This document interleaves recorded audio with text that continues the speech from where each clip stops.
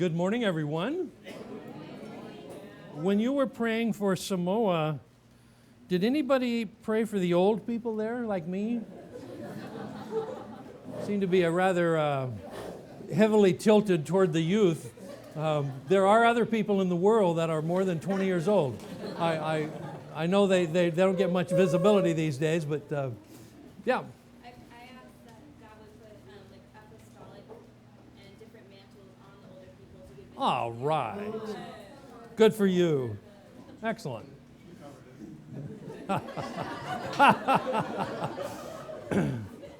That always helps your grade when you do stuff like that.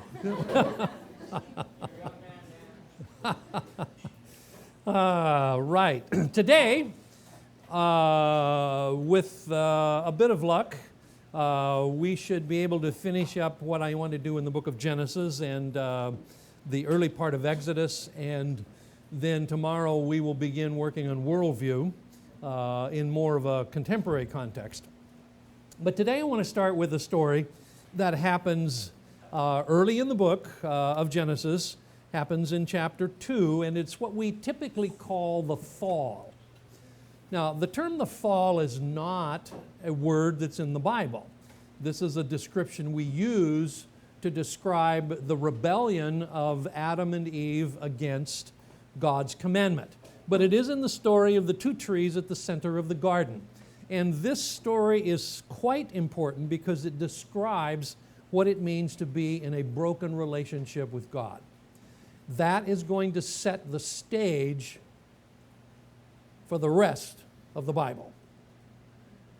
That particular story cannot be overemphasized because of its centrality.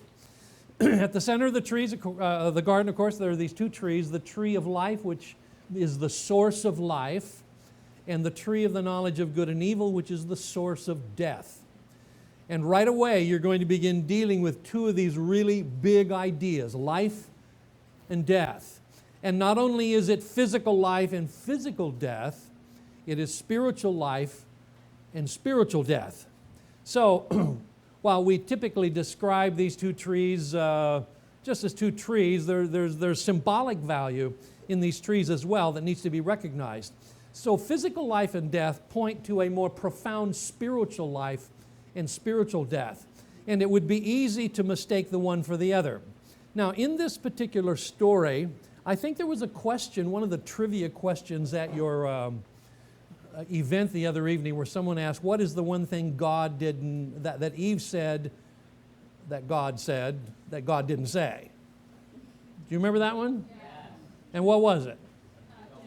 Yeah, don't touch. Why would that be significant? Why would she think that she was safe after saying something like that?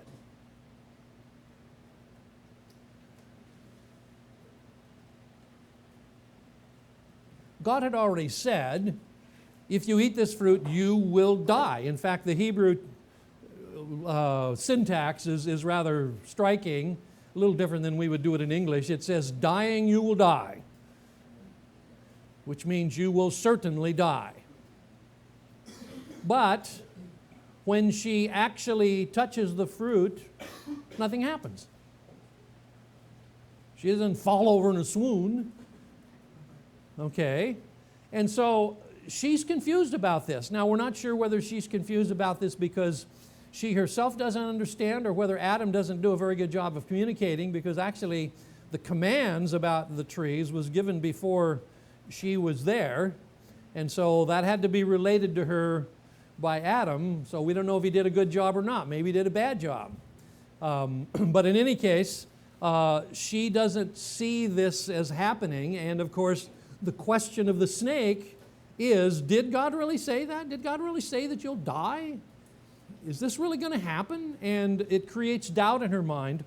What she does not realize is that from the moment that she and Adam begin to eat this fruit, they are in the process of death. Both physical death, which will ultimately happen to both of them, but more importantly, spiritual death, which is a way of describing alienation from God. They are now alienated from their Creator. And that is a very sad thing because it is the description that the Bible gives of the entire human race. The whole company of humans in the world are alienated from God. So pure relationship with God, which was grounded initially in innocence and obedience, is now replaced with this experiential relationship with good and evil that is grounded in rebellion and disobedience. One of the things that this story tells us that will later be repeated emphatically by St. Paul in the New Testament is that the essential problem with the human race is rebellion. That's different than ignorance. Culture at large wants to say that the problem with the human race is ignorance, and if we can give them enough information, they'll all do fine. But that actually doesn't address the deeper issue, that there is something beyond just ignorance that is the problem.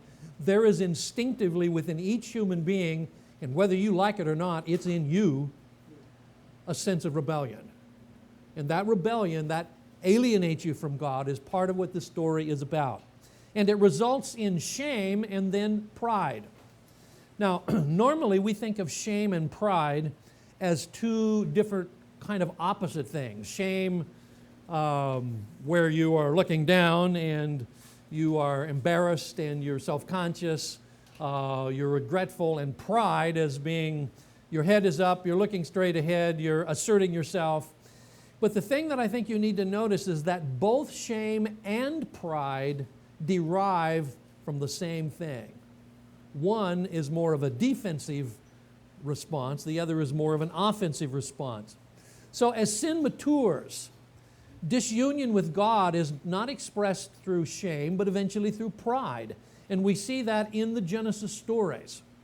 The shame that Adam and Eve felt when they disobeyed God and were caught red-handed is eventually transferred into pride in Cain, in Lamech, who asserts himself over his wives, in Nimrod, who builds cities, people who are aggressive, who are in many different kinds of ways elevating themselves. Both of them are responses to disconnection with God. So not only is shame a problem, and it is a problem, but pride is equally a problem. So the psychological determinants of shame and pride they seem to be antithetical, but they come from this same basic alienation. So would you describe yourself as a person of shame or a person of pride? Or both? Probably both. Both coming from this disconnect with God. The aftermath of this, of course, creates never-ending ripples of rebellion. The Buddhist monk says that the stone is thrown into the pond and it causes no ripples.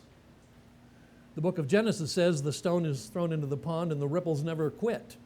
They just keep going on and on and on. And out of this initial rebellion, there is repeated rebellion on the part of the children of Adam and Eve. There's a resentment against God. Cain is resentful toward God. There is fratricide, which is the killing of his brother. There is exploitation by power. You read the little scenario of Lamech, who is the first polygamist. He asserts his power over women. He threatens them. He says, listen to me, I killed somebody just for insulting me, so watch out. That's basically what he's saying. He's asserting his power, exploiting himself over the weak, the male over the female. And so eventually you come to this expression which comes up more than once in Genesis, east of Eden. East of Eden is a symbol of alienation from God. And there is rather a famous book in American literature by that name. And that is by Mr. Steinbach from Salinas, California. Yep. So is your uncle? Is that what you said? Oh. Oh, just know the book. Okay. Well, Mr. Steinbach is not your basic evangelical Christian. But he actually knew more about the meaning of the term east of Eden than most Christians do. because he understood what that symbolism meant, east of Eden. And so they're always going to east. They're driven out of the garden. They go to the east of Eden. Eventually, Cain is driven to the east into the land of homelessness. Eventually, they go to the east and they build a tower, which is in opposition to God in Babel. So the idea of east of Eden becomes a symbolic term within Genesis to talk about this alienation, this flight, headlong flight away from God. There is human progress in a lot of ways, the arts, technology, metalsmithing, that sort of thing, but human depravity is going to mar this progress until finally you get to the end of chapter 4 with the birth of Seth, and it says that at that time men begin to call on the name of the Lord. There are, at least within some fraction of this human family, one individual and those close to him that begin to seek after God. So, given these early stories, and I because this is a 4-day lecture to cover Genesis, Exodus, Job, and worldview, it's like trying to thread sausage through the head of a needle. You know, it's you just can't quite do it. We can try, yeah. We'll do our best to hit some major things. But given what the Bible says in some of these early stories about the origin of humans, what might these narratives tell you about yourself as a human being? These stories are not just disconnected from you. They are stories that are supposed to say something to you. And what does it say to you as a human being in the world?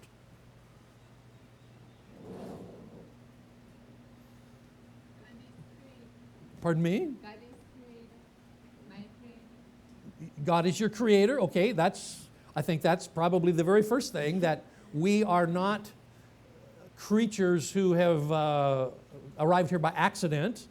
We have been created by God very intentionally, and in that sense, God is the Father of us all. Now, that's not a statement about faith in Christ. That's just a statement about humans created in the image of God. But we are all children of God in this broad sense that He is our Maker. Okay, that's the first point.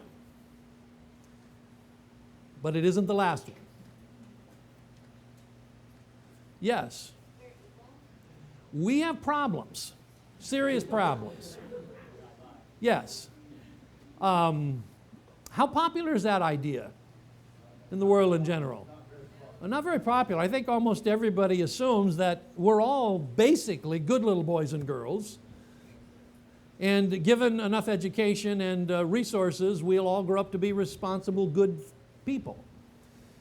We've been proving that theory wrong for hundreds and hundreds of years, but no one wants to believe it. In fact, if there is one empirically demonstrable theology of the Bible, it's that humans have something basically, seriously wrong with them. We've been demonstrating that at virtually every level for thousands of years. There's a Roman Catholic thinker who was once asked the question, what is wrong with the world? And I think his answer was an excellent answer. He said, I'm wrong with the world. I'm wrong with the world. So it says something about me as a person. It puts me in the right frame to hear the message of God's salvation. If I don't think that there is basically anything wrong with me, why would I want to hear the gospel?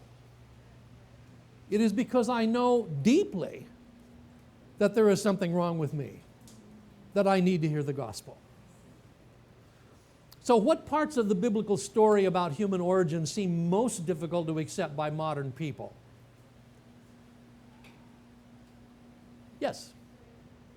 Oh, I'm sorry. We're relaying. I say, you're well out of my peripheral vision here. Sorry. Yeah. My question is, when God created human beings and He said it was good, Yep. then how do you explain the inherent evilness of who we are? It comes out of the abuse of freedom. God created the first humans along with everything else he created, and they were good, very good. But to humans, he gave a capacity that is really unique, and it is the capacity for freedom. The whole story of the two trees in the garden is based on the idea of freedom. You have a choice. This is what will happen if you go down this road. This is what will happen if you go down this road. You have freedom. I'm warning you, don't go down this road. Go down this one. But if you choose to go down that one, there will be irrevocable consequences. And those irrevocable consequences will affect you and everything that comes from you, your families, your children, and the posterity of the race. So we're not in the problem of evil. We're going to talk about the problem of evil sometime tomorrow or the next day. But the problem of evil, evil is not a substance that God creates. Evil is a condition that humans, I don't know if I should say create, I don't mean it's like a substance, but they create this atmosphere out of abuse of freedom. And it has irrevocable consequences. It's like if I get on the train in Chicago headed for New Orleans, and somehow I get on the wrong train and I find myself in Bismarck, South Dakota, and you say, well, I've got to somehow get to New Orleans, but I can't get there the same way. That option's closed to me now. I'm not in Chicago anymore. I'm in Bismarck. So in a way, that's sort of like it is with human life. Once you go down that one road, you can't go back and say, well, I'll retrack it again and do it different. That's not open to you anymore. And so I think that's the essence of how this happens. And that's what this story is really about. Humans have an irrevocable loss, and they cannot get it back on their own. Yes? I'm just struck again at how profound it is that God gave us that authority. Yeah? Yeah? It's amazing that God would give humans that level of authority to make decisions over the outcome of their life. The really profound thing is that once they made that first decision, they no longer had the freedom to make that decision again in the same way. Right? Yeah. This is what Martin Luther calls the bondage of the will. There is something fundamentally wrong in that we have still freedom, but our freedom is seriously limited. It is curtailed in a way that we can no longer control in the way that we once controlled it. And so we are not what we once were. Something has gone badly askew in our system. Yeah. Yes? How did evil into the garden? Like, okay, the Yeah. tree was there, but how did the serpent, evil come into this actually holy place? Well, I think that's a really good question, but I'm going to ask you to hold it until tomorrow and the next day, because we're going to do the problem of evil, and that is very much a constituent part of the problem of evil. So bring it up again, okay? Excellent. Yeah. Any other thoughts about what people find difficult to accept in this ancient story? Yeah, John. I'm sorry? Well, yeah, time, that's a big issue, and how literal you take the trees and that sort of thing. And in a way, I think I quit worrying about whether the trees are literal a long time ago. That's not the point of the story. The point of the story is what happened to the human race. Yeah. I would say it's also difficult for modern people is for them To own this, yes. own their misfaults or their faults. Yeah. It's hard for them because then it's so human to want to blame. Absolutely, absolutely. It's like my wife and I say, you know, I can be wrong, I'm just not wrong this time. But if I keep saying that over and over again, at some point it's pretty obvious that the problem isn't my wife, it's me. Okay? Yes? Also the fact that people are born with sin because of one man. Yeah? That's unfair because Sure.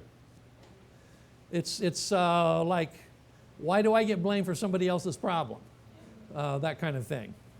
Although, interestingly enough, anthropologists are quite convinced that the human race, in terms of their genetics, DNA seems to decisively indicate that all human beings are descended from the same modern parent, or not modern, but ancient parents, just one set of parents. And the DNA doesn't work otherwise. They don't, of course, think it happens in the book of Genesis. They think it happened in East Africa with some hominid, but nonetheless, it is interesting that modern anthropologists are quite convinced that all humans are descended from the same original set of parents. Whether you're black, white, whether you're north, south, warm climate, cold climate, you all come from the same set. And in fact, that's what the Bible itself says. In one of his sermons, Paul says, God has made from one blood all of the people in the world. All right, now we're going to talk a little bit about what happens after this degeneration of humans, because when you get to chapter 6, you start with the big story of the flood. It's about a 3-chapter story, and there's a lot of fascinating details, but I think you want to remember that, as we said about the creation account, the flood account also interacts with flood stories in the ancient world. The Bible is by no means the only ancient text that talks about a great flood. There are flood stories in Mesopotamia, there are flood stories in Canaan. Actually, there are more than a couple of hundred major flood stories around the world. So the Genesis flood has some clear resemblances to Sumerian, which would be Mesopotamian, and Babylonian flood stories. Basically, these stories have a fairly common storyline. The gods instruct a hero to build a boat, caulk it, take animals into the boat. All the world population will be destroyed except the people that are in the boat. And after the flood, the hero releases birds to see if the waters have gone down. And eventually the boat comes to rest on a mountain. After leaving the boat, the hero offers sacrifices, and the gods smell the sweet odor of the sacrifice. This story, which sounds very much like the story in Genesis, is also the same story that you find in the Atrahasis epic, you find it in the Gilgamesh epic, you find it in different texts of the ancient world, some of which are older than the Bible. So the Bible is obviously interacting with at least some kind of a common body of perception that at some time the world was destroyed by a flood. Here are some of the significant dissimilarities, however, between these accounts and the Bible. First of all, in the Mesopotamian accounts, the gods are usually characterized by cruelty, irritation, and anger. They just get really ticked off at humans. For one thing, humans are messing up their nap time. The gods can't sleep because humans make too much noise.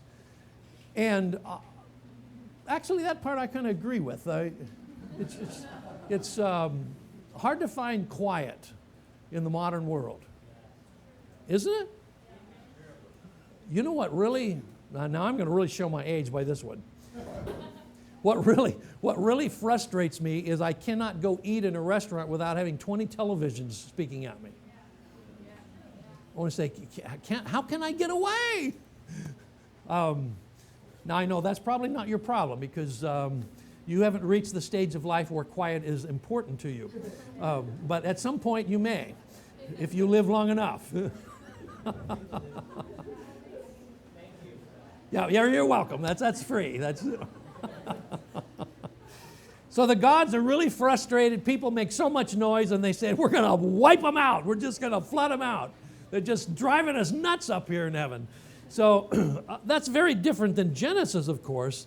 In Genesis, God is characterized by his deep grief over sin, the waywardness of his people, because as far as God is concerned, these people are his children, and they have gone away from him. You hear it echoed in passages later in the Bible. I raised up children, but they have turned against me. The ox knows his manger. The donkey knows how to get home. But my people don't know me.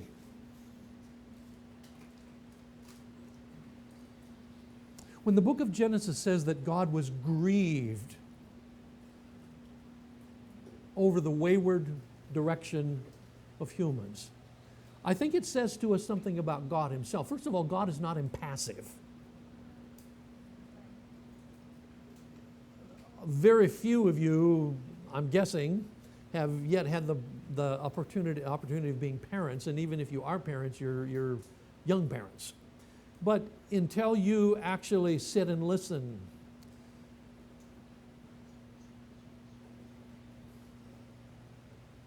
to a mom or a dad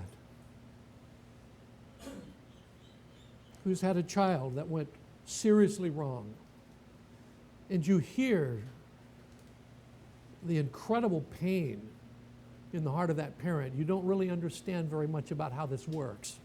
I have a friend, Eastern Tennessee, he's a pastor, 2 sons, one a natural son, one an adopted son. And when they were about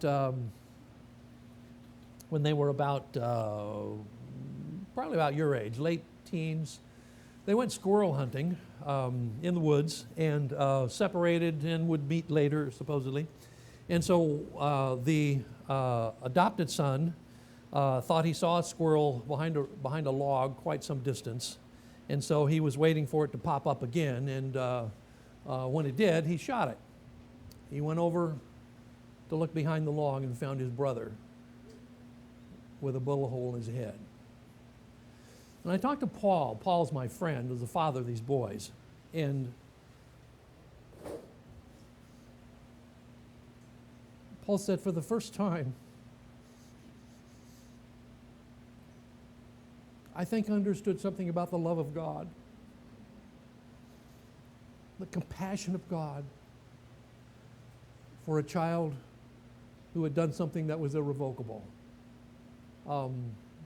He said sometimes people say, well, why would God send his son? That sort of thing, sort of like as one wild man said, the cosmic child abuser, which is really a stupid statement. God's compassion reached out. God was grieved by this direction that humans had taken. And I think if we don't understand that basic idea, we don't understand the heart of God over these humans that he had created in his image, but who had rebelled against him and had gone a different direction. The gods in Mesopotamian accounts decided to destroy humans because they're noisy and overpopulated. But God sent the flood as a moral judgment because of human wickedness, violence, and perversity. There is a moral quotient in the book of Genesis that you do not find in all of the other flood stories of the ancient world. This surviving family of Noah and his sons and their wives and so on, they survive because of their trust in God, whereas in the Mesopotamian accounts, the families are spared just because they supported one of the gods who was not in favor of this great flood. So there's a lot of differences in them. This is the earliest one we have. This is at the University of Pennsylvania. Any Pennsylvania folk here? Okay, there you go. Well, this is in your backyard. Okay, this is from about roughly 1800 BC. It is a story called the Sumerian Deluge story. It's fragmented, obviously. You can see parts of the tablet are broken. The hero is Zasudra, not Noah, so a different name. But the basic storyline is the same. He builds a boat, brings the animals into the boat, he survives the flood, sends out a bird, and then gets out of the boat. This is another one. This was in the British Museum in London. It's called the Gilgamesh Epic. This is the one that Adam Smith was reading when he kind of went nuts back in the 1800s. I mentioned him, I think, yesterday. He was reading this tablet and saw all of these parallels with the Bible and was overwhelmed by these parallels. So in this one, this is tablet 11 of a 12-tablet epic. The flood hero is Utnapishtim. Again, builds a boat, survives the flood, releases a dove, releases a swallow, then leaves the boat and offers sacrifice. This is another one. This is the Atrahasis epic. This one is also in the British Museum in London. This one dates to the time of Hammurabi's grandson, but it again tells the same story. Now, going back to my map over here and my map helper, there we go. All right, Mesopotamia, that part over there, that seems like a long ways from Canaan. Okay, it is a long ways. By foot, probably around 1,000 miles. So you wonder whether the stories that were in Mesopotamia about the flood ever made it to Canaan. But in fact, they did. This is the same story that you find in Mesopotamia, but this is a fragment of that story, and it was not found in Mesopotamia. It was found in Galilee about the time the Israelites got there. So obviously, the Israelites are going to be exposed to this story about the flood. With an actual artifact, we know that that story was known in about 1400 or so in Galilee. So the story of the flood in the Bible then is a corrective story which sets the record straight about how the great flood happened, why it happened, who was responsible for it happening, and what was the outcome. Now, there's a lot of other questions about the flood that would be very fascinating to follow, like the extent of the flood and problems with the universal flood story and problems with the local flood story, and I am not going to talk about all of those because I don't have time. However, I'll just summarize by saying this. There are 4 major issues that still are unresolved about the flood and that scholars and Christians and thinkers worry about. One is the extent of the flood. How big was the flood? Was it over the whole globe, or was it over the whole Mesopotamia Valley? Part of the problem has to do with the word for earth or land that is used in the Genesis story, because the word in Hebrew, eretz, is the word that typically is used to describe land that you can see visually on the horizon. So, could that mean the whole globe? It could, but could it mean something smaller than the whole globe? Yes, it could. Linguistically, at least, the language of Genesis doesn't require a global flood, but it would permit a global flood. When you get to the New Testament, of course, it seems to imply that it was a global flood. But in any case, that's a question that is still being batted around, and I won't have time to talk too much about it. Second thing is the date of the flood. How far back does this go? One of the issues has to do with what we know about humans, because we have pretty strong evidence that humans crossed the Bering Strait well before 20,000 BC. And that means that if the flood only happened about 5,000 years ago, there's a problem. Okay, so this is a dating issue. So just keep it in mind that it's out there. Another is flood geology, whether the flood of Noah could have caused all of the geological phenomena that you find in the world. You'll find Christians on both sides of the line, and both of them are pretty emphatic.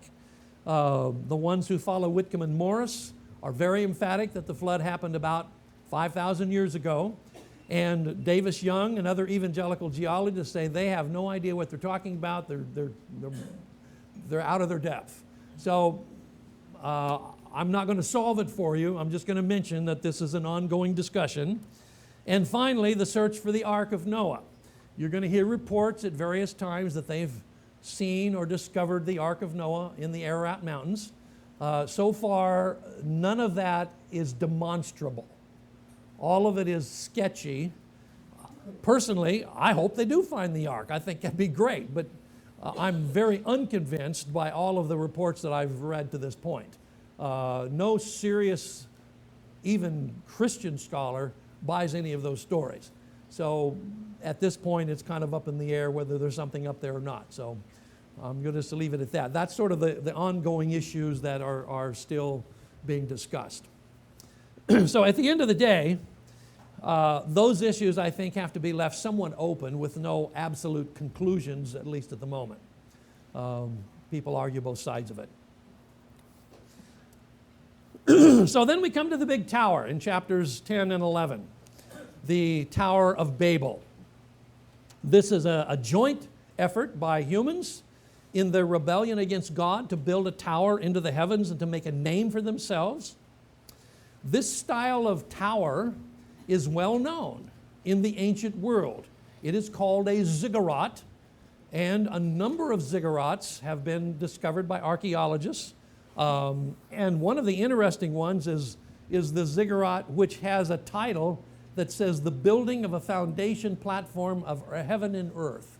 And the interesting thing is that is almost exactly what it says in the book of Genesis about the Tower of Babel, except this statement is made in a cuneiform tablet about the tower in Mesopotamia. The name Babylon basically means gate of God. In the book of Genesis, there will be an alternative to gate of God, and it will be when Jacob has a dream in a place that he is going to name Beit El, which means the house of God. And so there's early on the gate of God, but then later in Genesis there will be the house of God, where Jacob sees angels ascending and descending back and forth between the heavenlies to this place that he's sleeping. So this is a ziggurat. This is the one at Ur-Nammu. It's been excavated. It's quite large. If I were standing next to this, my head would come up about from the ground to the top of this little black area right here. So that'll give you a little sense of perspective. These are quite large. This is only one tier of what originally was a three-tiered ziggurat. So it would be quite large comparatively speaking to even what we have here.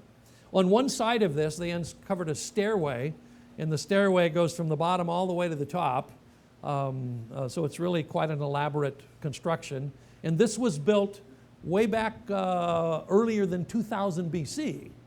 So we're talking 4,000 years or more ago that this ziggurat is built. Well, by the time you get to the end of the primeval history, which is the end of Genesis 11, here's what you have. You have a world that needs to be rescued. A world that has gone astray. It is alienated from God, alienated from each other. They are full of violence, exploitation. And so Babel forms the climax of this primeval history and depicts this world that's deeply disconnected from the God who made them, disconnected from the Creator. The progress of human history is arrogant, it is destructive. Earth is saturated with discord, husband against wife, son against father, son against son, people against creation, nation against nation, and everybody against God. It is a fragmented world of distortion. And that is going to set us up for the beginning of the big story. What God is going to do with these people who have gone in the wrong direction. And we're going to start with one man. His name is Abram.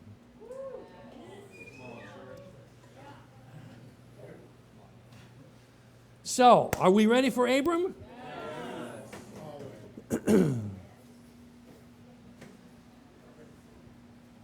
Someone once said in the New Testament, Abram rejoiced to see my day.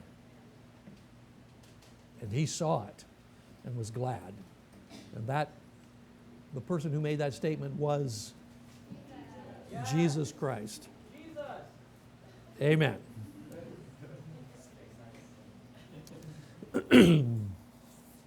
Well, I think I'll skip those questions and just go to this beginning of salvation.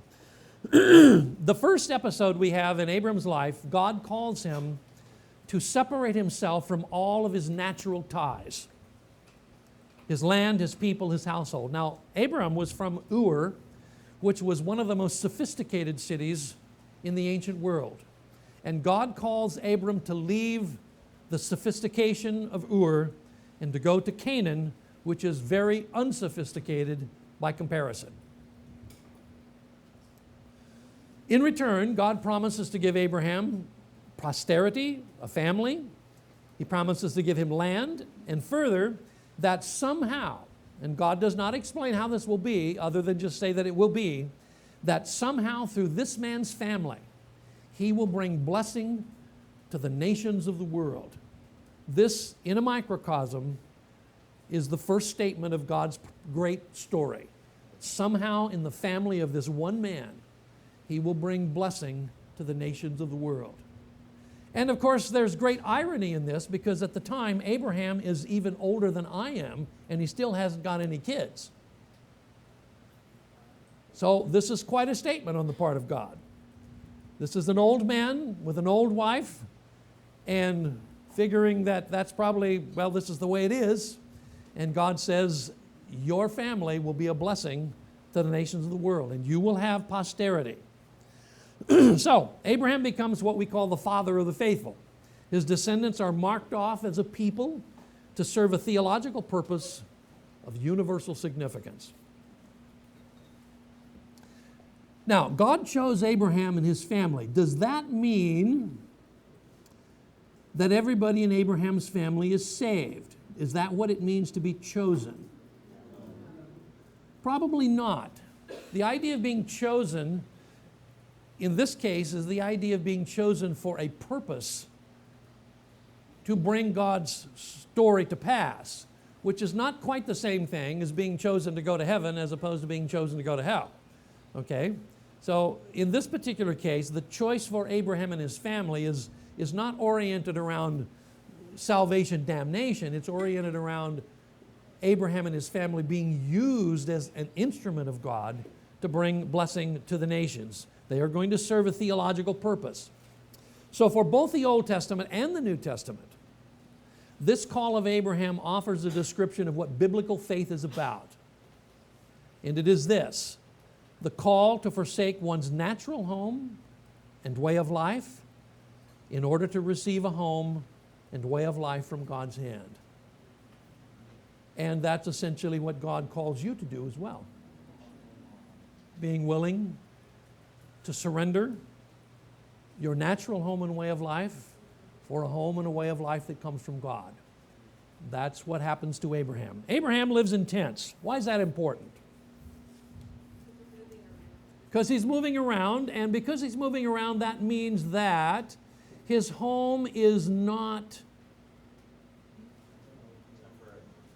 Okay, we'll say it is then. His home is temporary. It isn't in one place. It's the storyline of a pilgrim. A pilgrim is somebody who's on the move, and Abraham is on the move. He moves different places. He pitches his family tents in this place, and then they move with the water and grass to someplace else, and they move to someplace else. At one point he goes down into Egypt, comes back up. They live in tents that look very much like this. And interestingly enough, this Bedouin tent, this is a photo I took of a Bedouin encampment in the Sinai, is not very much different than it would have been in the time of Abraham around 1800 or so BC. Technology of tents hasn't done a lot in the Middle East, okay? They're still using woven goat hair. It's pretty much now like it used to be in a lot of ways. So Abraham is a semi-nomad. He has gone from the sophistication of Ur, and believe me, Ur was very sophisticated. Any of you are Brits here, or United Kingdom? Okay, when you go to the British Museum, go to the second floor where the ancient Near East section is, and you will see many of the artifacts that were excavated from Ur, Abraham's home city. And it includes elaborate musical instruments. There's even a board game that has pieces, you move, stuff like that. It has Queen Puabi's headdress, which is made out of gold leaves and all this kind of stuff. It's really, really fascinating kind of stuff. Maybe you've seen it all, I don't know.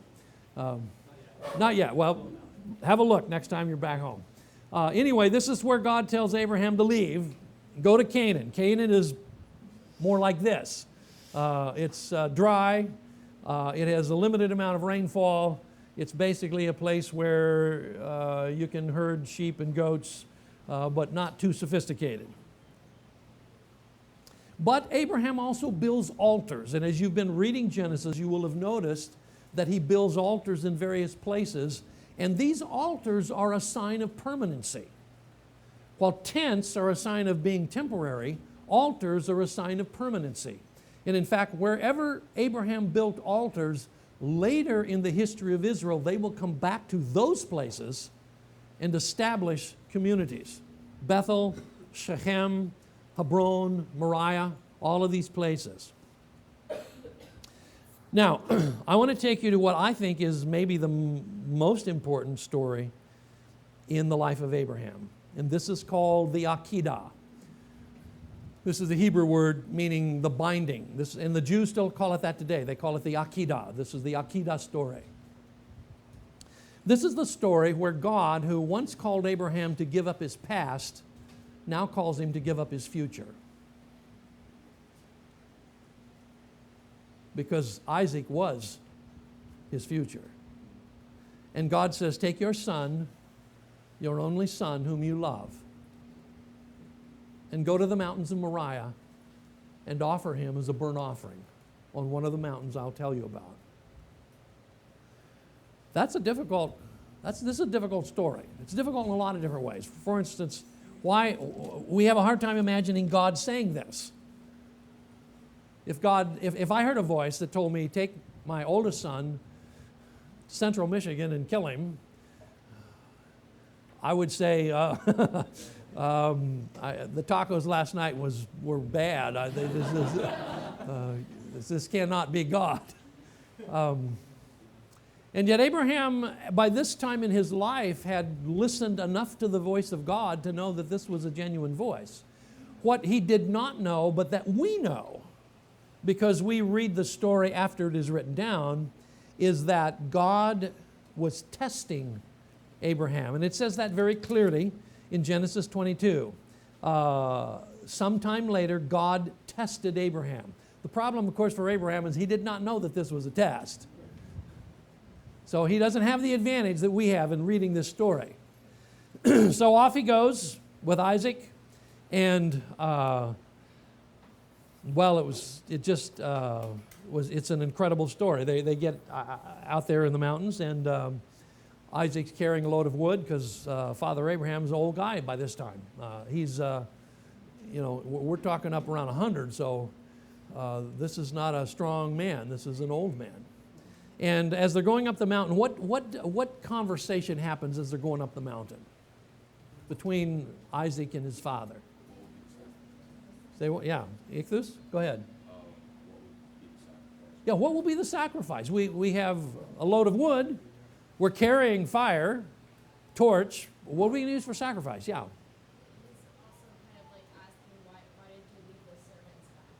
Yeah. Why are we doing this privately? Do you think at some point the ominous reality of what might be going to happen dawned upon Isaac? I would think it did.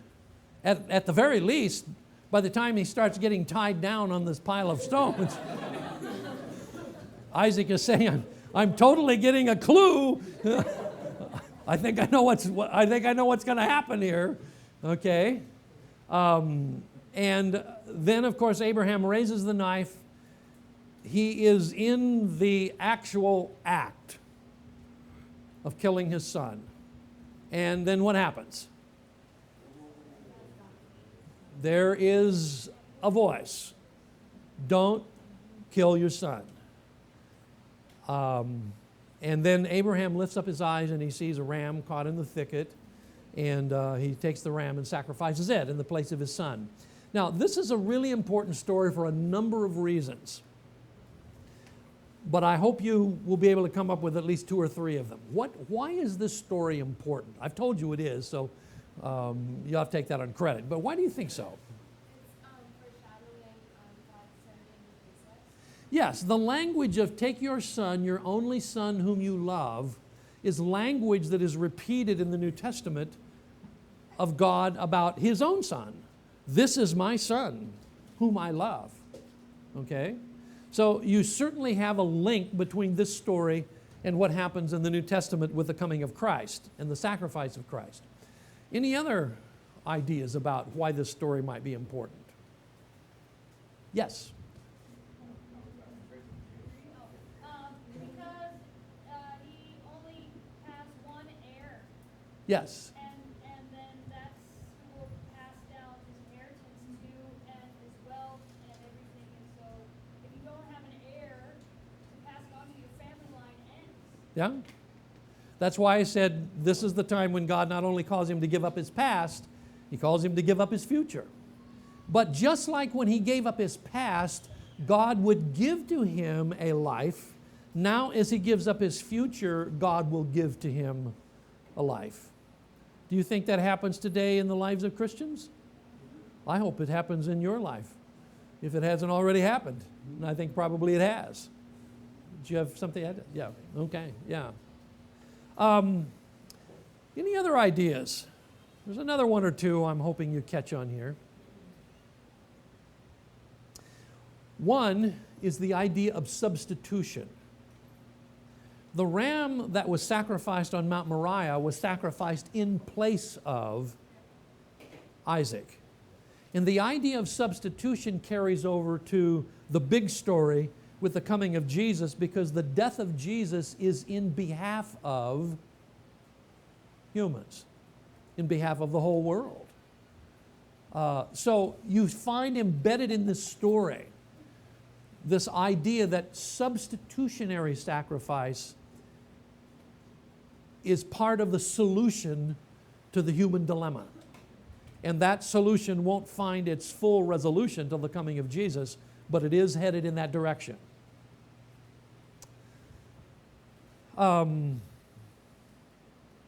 Here's another interesting one. This one will only occur to you as you read one verse in the book of 2 Chronicles. But the place where Abraham offered Isaac is the place where Solomon would later build the temple, and is the place where later Jesus would be crucified. Three big things on this one little patch of dirt. The place where Abraham offered Isaac would later be the place where Solomon would build the temple and the glory of God would descend, and the place where Jesus would be crucified.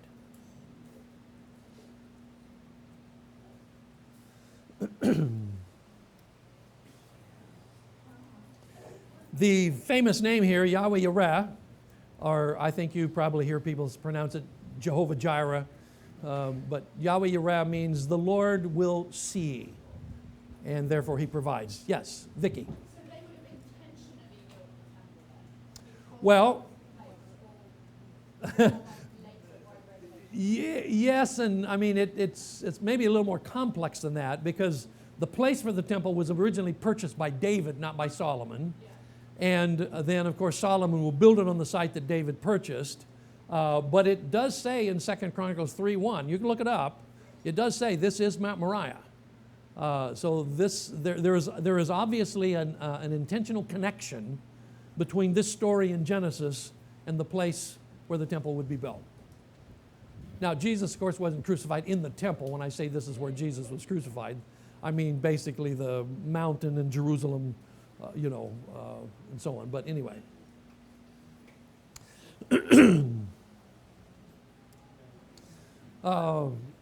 I will go with Olivia and then Randy. I've heard both that it was common for people to sacrifice their children to the gods, and also I've heard that it was a huge no-no to sacrifice your children, and that he could have died. So which one is true? They're both true, depending on who you're talking about. It was widely practiced in the ancient world to sacrifice children. In fact, in some of the excavations in Canaan, we find little clay jars with little skeletons in them of children that were sacrificed to the deities. So yes, that does happen. It was not supposed to happen among the Israelites. And of course, the law of Moses, which you're going to be getting into some next week, is going to be very clear that God's people can't do this sort of thing.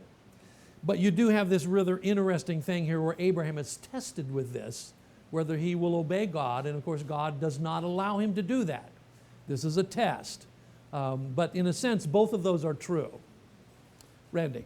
I think it's probably fair to say that, to go back to the binding, that Isaac could have escaped if he wanted to. Yes, he was a big boy at this point. He's not a 2-year-old. Yes, like Jesus said, not my will. Absolutely. I think that's a very profound point and a very valid point, that Isaac would have had to have been compliant to what at some point he knew was going to happen. And so he submits himself to that, and in that sense becomes a forerunner of Christ who, as you say, it's not my will, thine be done. I'm sorry, I didn't catch the part when you said about Jesus. So did you say Mount Zion is like that's not the same as what am I trying to say? Like the skull, not the same. I mean the Dome of the Rock? Oh, Golgotha. Well, the temple is on the north side of the old city of Jerusalem. The only thing we know for sure about the exact location of the crucifixion is that it was outside the wall.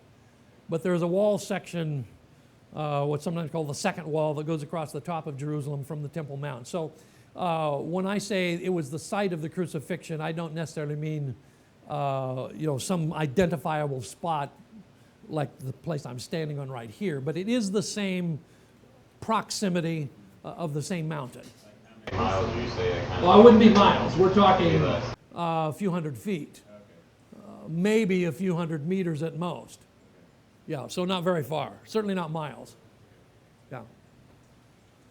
In the New Testament, Paul is going to say that Abraham is the father of all who believe.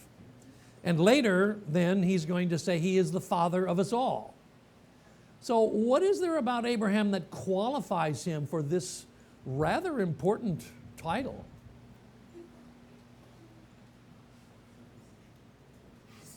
Why is Abraham important in this way? What did he do that qualified him for this? He chose to believe. Exactly. He chose to believe God. He believed God. Paul will later take that phrase from Genesis, Abraham believed God, and will say that statement is made not only for him, it is made for us who believe in Jesus our Lord. And so in that sense, he is the father of the faithful because the greatest thing Abraham ever did was to believe God. And he becomes then the forerunner of all who believe in Jesus Christ. Yes? Does it continue to say, and therefore it was credited to him as righteousness? And yes, because that's what it says in Genesis. His faith was credited to him as righteousness. And so Paul will argue in Romans, therefore God credits righteousness to us who believe in Jesus Christ. Romans chapter 4. Yes? Oh, I'm sorry. It's kind of out of the corner of my eye. Sorry. Now, we take a break is it 10:15 again, or am I ready to do that now? Go to 10. Well, I can stop anytime. Teaching is like plowing. You can quit anytime and pick up in the field when you get back. Okay. Preaching, on the other hand, is like flying an airplane. You got to land this thing somewhere. And sometimes preachers don't always remember that. They overshoot the target. Okay. Right. Well, we get to the Isaac and Jacob stories. Abraham's son through Sarah, and his grandson through Isaac, and Rebekah become the family line then, through whom these promises will pass. The story of the birth of Isaac is really a fascinating story because, and you've been reading Genesis, you know that God came to visit Abraham just in the form of an ancient Near Eastern person. Abraham doesn't know this is God. They're sitting around the fire, and this guy says to Abraham, you know, you're going to have a child here in about a year. And Sarah is eavesdropping. Now, we will not try to draw any broad conclusions out of this incident, but it is an interesting incident. And when she hears God say that, what does she do? She says, you've got to be kidding. Well, that's the unauthorized translation, but she laughed. She laughed. And then later at the campfire, God looks right straight in the eye and he says, why'd you laugh? She says, I didn't laugh. He said, yeah, you did. And in about a year, they had a child naturally. And guess what they named him? He laughs.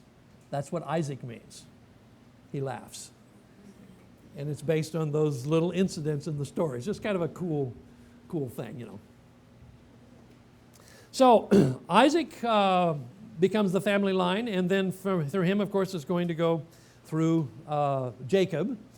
Interestingly, God bypasses the cultural expectation in this fulfillment of the promise, because Isaac is not Abraham's firstborn son. But normally in the ancient world, it is the firstborn son who gets all the stuff passing through him. Inheritance, the lion's share of the money, if there's money, that sort of thing. But God doesn't do it that way. And then when Isaac's boys are born, Esau and Jacob, Jacob is not the oldest. But God decides that it is through him that he's going to make the promises come to pass. And then, of course, you eventually have the 12 sons of Jacob, and they become, as a clan, the nation of Israel that become the inheritors of the promise. You have the story about Jacob struggling with God. Another interesting and fascinating story. Jacob has gone up to be with his uncle Laban. Jacob the deceiver has found someone that's even more devious than himself. He had to go 1,000 miles to find somebody that was that crooked, but he did, and it was his own uncle. You gotta sympathize a little bit with Jacob. He worked 7 years for Rachel, and you have to remember that in the ancient Near East, you don't see anything but eyeballs. You know, I mean, this is very much like in a Muslim country today, where you've got, as the insurance company would say, total coverage. Okay? so that was for you, John. So Jacob goes through this process of the wedding feast thinking he's getting Rachel. Now, we're all adults here, so you understand I got to be delicate how I do this, I suppose. But so anyway, in the process of the wedding festival, Jacob and Rachel, he thinks it's Rachel, Jacob and his new bride disappear into the tent for crumpets and tea and things like that. And he doesn't realize till the next morning when you get a little bit of daylight, holy smoke, this is not the right girl. And his uncle has cheated him and fooled him. And now he's going to work another 7 years. In the end, he's going to actually have both of them as his wives, plus their 2 slave wives, concubines, and those will be the parents then of the 12 tribes of Israel. But in that process, he finally makes Padan Aram too hot to hold him, so he's got to get out of town fast. And he takes everybody with him and he heads south. Now he's in a real bind. His uncle is angry at him in the north. He's got a brother that's vowed to kill him in the south, and he's in the middle.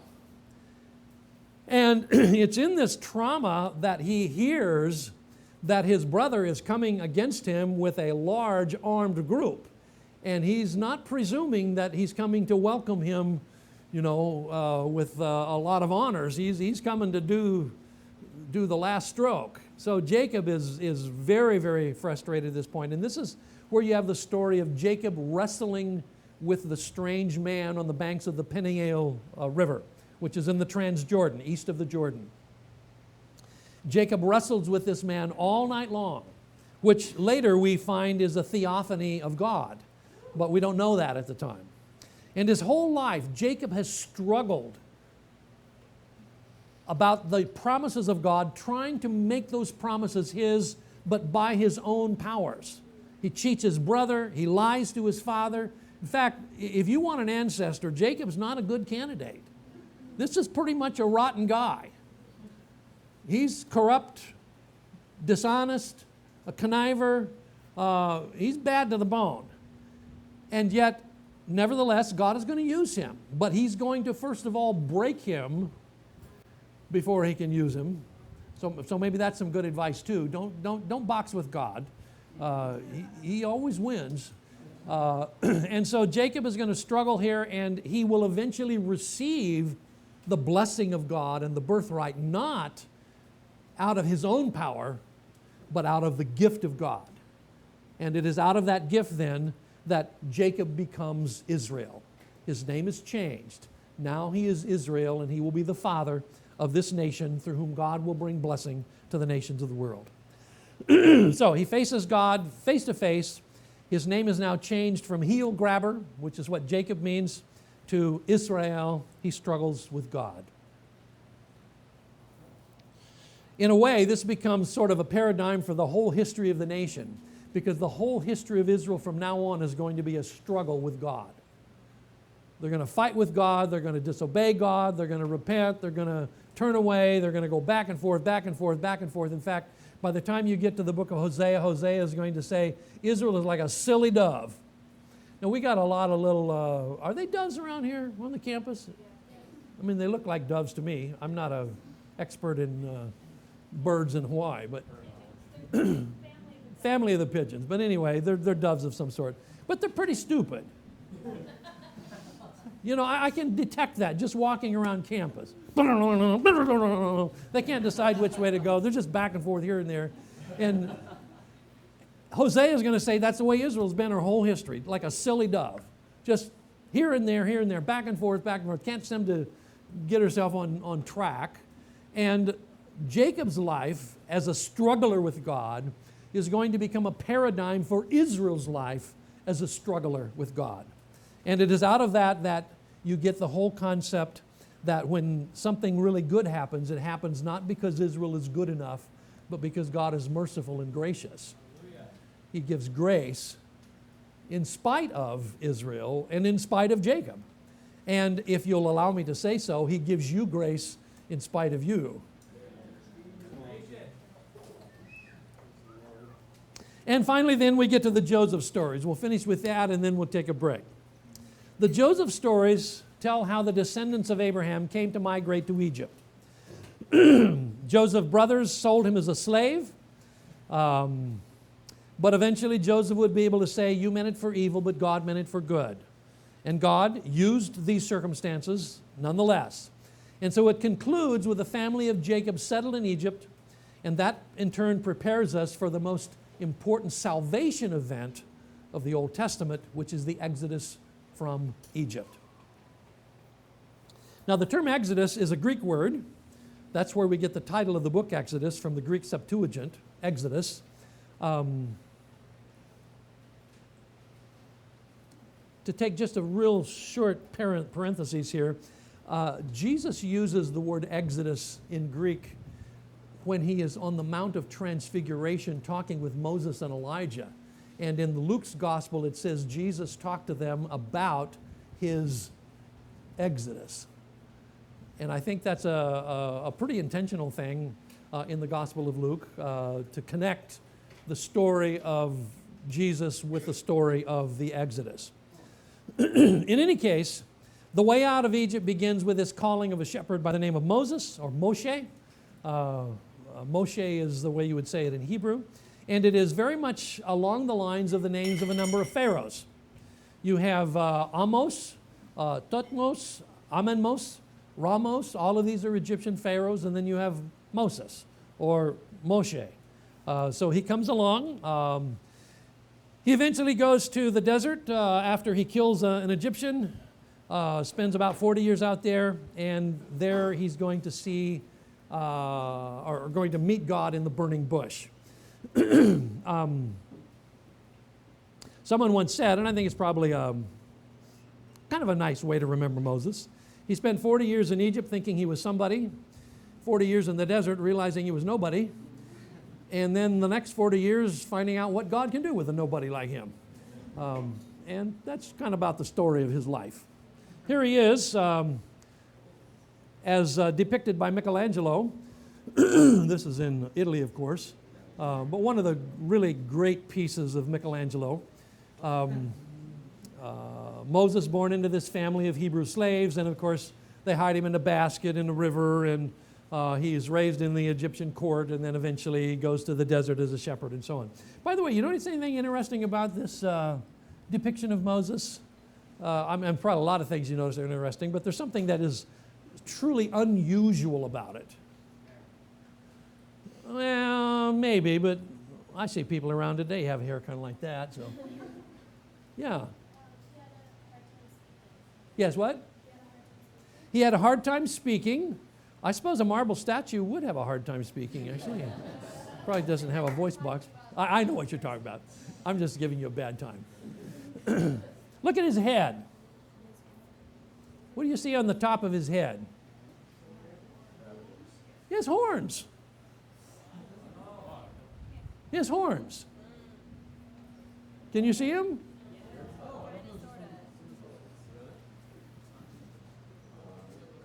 Those two little calf horns on the top of his head. I don't know if you can see them over here. Yeah, there they are. And you know why? You know I'm going to tell you, right? Because in the Hebrew text of the story of Abraham coming down the mountain, when it says that his face, we read it, his face shone. The word that is there in Hebrew is a homonym called karen, and the word for shone is spelled exactly the same way as the word for horns. And so in the Latin Vulgate, which was the Bible Michelangelo would have heard if he knew Latin, and presumably he probably did know Latin, you read the text and it says, when Moses came down from the mountain, he was horned. And so, when Michelangelo did Moses, he depicted him with horns, because that's what his text said in the Bible. Now, I don't know what you can do with that information. It's probably not going to revolutionize your life, but anyway, that's what happened. All right, let's stop with Moses there. This is a good place, and we'll take about a 15-minute or 20 minutes, something like that. Yep. Angie, it's all up to you.